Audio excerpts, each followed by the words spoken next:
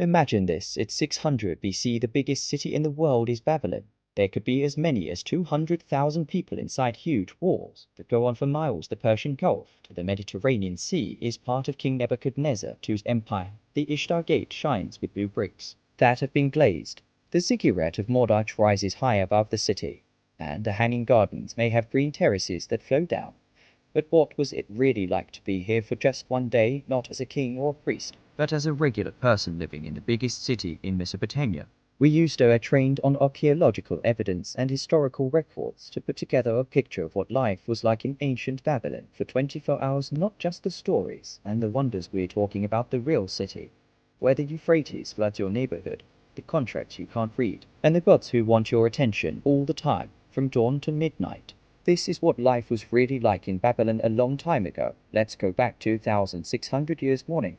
The sun rises over the flat Mesopotamian plain, and Babylon is already on the move. The Euphrates River runs right through the middle of the city, and you standing near it. The river is the most important thing here: water source, trade route, defense wall, and divine presence.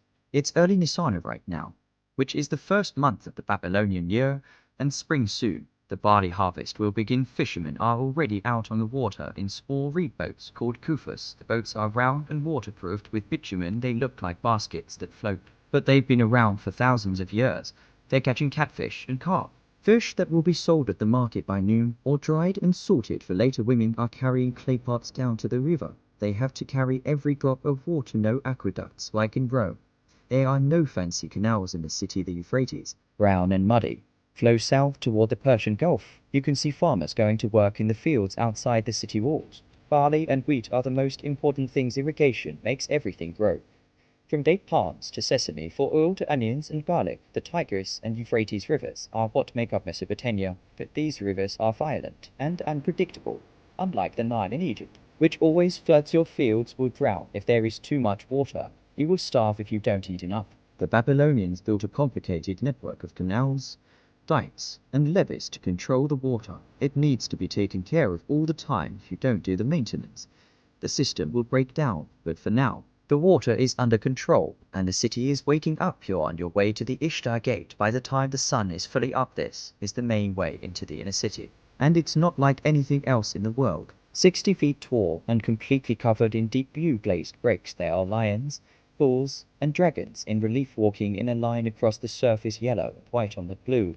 That can't be real. This isn't just a door, it's a sentence. When you walk into Babylon, you see this.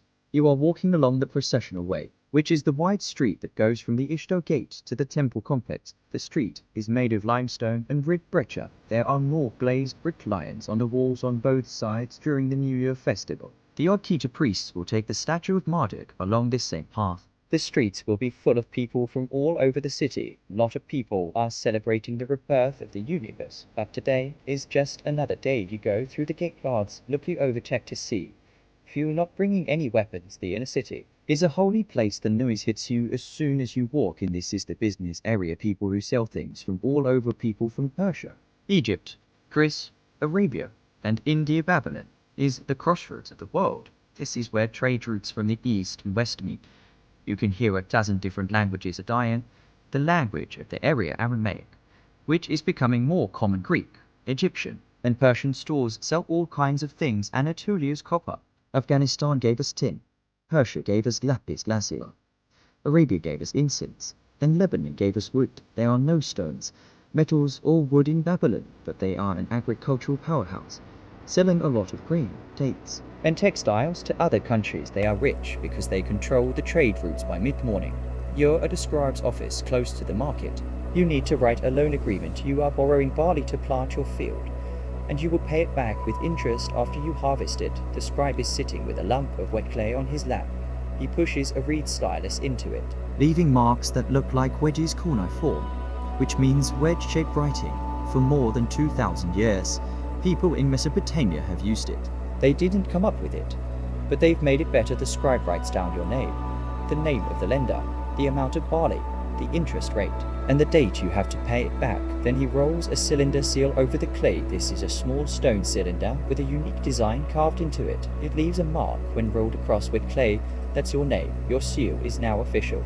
If you break the contract, Everyone will know the tablet will dry in the sun and then be put away in an archive. There are thousands of these tablets, contracts for businesses, marriages, property sales, and legal fights. The Babylonians write down everything. You pay the scribe in silver. Not coins, they haven't been made yet. A balance weighed small pieces of silver. Everything in Babylon is counted: time, weight, and volume. The Babylonians are very picky about details. They split the day into 12 double hours, the hour into 60 minutes, and the minute into 60 seconds. We still use their system today. By noon, you are walking through a part of the palace grounds, and there, above the mud brick buildings, are terrace gardens full of green plants. One of the 7 wonders of the ancient world was the hanging gardens of Babylon, except that they might not have been real. There are no Babylonian texts that talk about them. There is no archaeological proof. Greek writers wrote about them hundreds of years later. Some historians think they aren't real. Some people think they were real, that they were in Nineveh, not Babylon. But let's say they were real. You can see huge stone terraces that are stacked on top of each other, flowers and trees spilling over the edges, vines that hang down. Water flows from the top, watering each level and making a green oasis in the middle of a brown city. How did the water get up there? Maybe a screw pump that slaves turned a line of buckets pulled by animals might work. People say that Nebuchadnezzar built them for his wife, a Median princess who missed the green mountains of her home. A king is trying to make his queen feel better by recreating paradise. The idea captures something important about Babylon. Whether they were real or not, this city changes nature to fit human needs. It brings water to the desert and builds mountains where the land is flat. A city that says we can do anything by the afternoon. You're at the foot of Etmone, the ziggurat of Marduk, the temple tower that reaches up to heaven. There are 7 levels, and each one is smaller than the one below it. A mud brick building with fired brick on top, maybe 300 feet high. Later, the Greeks will call it the Tower of Babel, the tower that people built to get to God before God scattered them and made their languages hard to understand. But the Babylonians see it as devotion, not arrogance. This is where the sky and the ground meet, the place where the gods come down to talk to people. There is a small shrine at the top. The high priest is the only one who can go in. He spends the night waiting for Marduk to come during the New Year festival, once a year at the moment. Priests are doing the afternoon ritual. They're not going into the top shrine, that's not available. But they are giving gifts at the lower level: sheep, bread, beer, dates, and oil. Babylon's main god is Marduk. He was once a minor god, but now he is the king of the gods. The Babylonians tell a story a long time ago, when the world was new. The gods fought a battle in space. The chaos dragon Tiamat said it would destroy everything. The young god Marduk beat her, cut her in half, and made the heavens from one half and the earth from the other. The gods made him their king and built Babylon as his earthly home. As a reward, every prayer, offering, and ritual strengthens this cosmic order. Marduk keeps things from getting out of hand. The world still revolves around Babylon. The gods are happy, so don't do the rituals, and everything goes wrong. The priests are very serious about this. You're on a rooftop close to the ziggurat as the sun sets, not you. Personally, you don't know enough. But what if you were watching the priests? They are looking at the sky. The best astronomers in the world are the priests of Babylon. For hundreds of years, they've been watching how the sun, moon, and planets move. They've made maps of the paths of Venus, Mars, Jupiter, Saturn, and Mercury, and divided the sky into constellations. They can tell when there will be a lunar eclipse. They keep track of the planet cycles. Why? Because the heavens are messages from God. The Babylonians don't think of astronomy and astrology as 2 different things. The positions of the stars and planets have an effect on things that happen on Earth. A lunar eclipse could mean that the king is in danger. If Venus shows up at the wrong time, it could mean war. The position of Jupiter has an effect on crops. The priests watch all the time and write down everything on clay tablets. They make math models to guess where planets will be. Some of their predictions are right within a day over the course of years. This isn't a superstition. It's advanced math used for religious observation. The Greeks will learn from them. The Persians, Indians, and Arabs will too.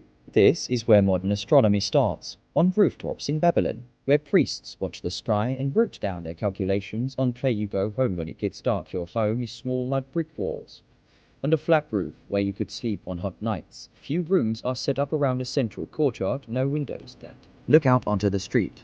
To keep people safe and private, everything opens up to the courtyard. Your wife has been taking care of the house, making bread, weaving cloth, and raising the kids inside. Women in Babylon have some rights. They can own property, run businesses, and get divorced. But they are expected to stay home, take care of the house, and have kids. Your kids are playing in the courtyard, boys and girls together, until they are old enough to have different roles if you can afford it.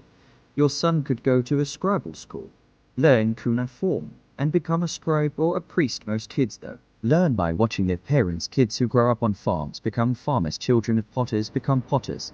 It's easy to make dinner. Barley bread is thick and healthy, and it tastes like beer. You could add fish, onions or garlic, and dates for sweetness. If you have a lot of money, you might be able to buy meat, mutton, or goat. Most people, though, only eat meat on special occasions. The wealthy live in a very different way. Big houses with lots of rooms. People who work for you do all the work. Instead of local beer, they drank wine from other countries. But everyone drinks beer and eats barley bread. It's what life is built on. You could tell stories about the gods. After dinner, Gilgamesh tried to live forever, but failed. The gods sent a big flood. But one man, Utnapishtim, lived through it by building an ark. People have been telling these stories for thousands of years. People will keep telling them even after Babylon falls. The city finally quiets down late at night. No street lights. No businesses open at night.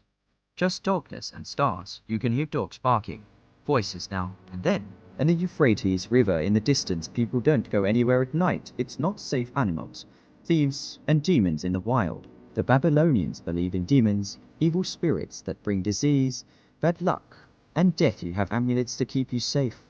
Little clay figures buried under your door, and spells written on tablets that you hang up in your house. You pray to gods who protect you, like Shamash, the god of justice, and Ishtar, the goddess of love and war. Temples and kings worship the major gods like Marduk. But the household gods and protective spirits are for people like you. You hope they are paying attention. You want your contract to be kept. Your plants will grow. Your kids will be okay. Death of a child is terrible. 1 out of every 3 kids might die before they turn 5. Illness, lack of food, and accidents. You accept that life is hard. This is how things are in the world. Things might go well if you live a good life, obey the law, and respect the gods. The Code of Hammurabi, which was carved on a stone tablet over 1,000 years ago, still has an effect on Babylonian law. An eye for an eye, a tooth for a tooth. Justice is tough, but fair. Everyone knows what to do. That was a day in ancient Babylon. Not just the Ishtar Gate and the Hanging Gardens, not just the myths and the wonders. The real city has uneven contracts and barley bread, priests watching the stars, and the Euphrates River running through the middle of everything. This day happened a long time ago in Babylon. The city had been around for more than 1,000 years, and would last for a few more centuries before the Persians took it over. Then Alexander the Great took it over, and then it slowly emptied and became ruins. But in 600 BC, Babylon was the biggest, richest, and most important city in the world. It was also the place where mathematics, astronomy, law, and literature reached heights that wouldn't be reached for hundreds of years. It gave us the 360 circle, the 60-minute hour, and the 7-day week. They wrote down the first legal code, made the first systematic astronomy, and wrote some of the oldest books in the world. The Epic of Gilgamesh, written in cuneiform on clay tablets, is older than the Bible and Homer's works. It can still be read today because clay tablets last forever.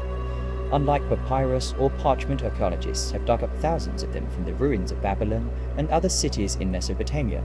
Business contracts, medical texts, astronomical observations, love poems, legal disputes, schoolwork, and even a whole civilization preserved in hardened mud. Most of Babylon is gone now. A Berlin museum dug up and rebuilt the Ishtar Gate. There are a lot of ruins in Iraq that make up the ziggurat, but the ideas lived on the math, the astronomy, the law, and the stories.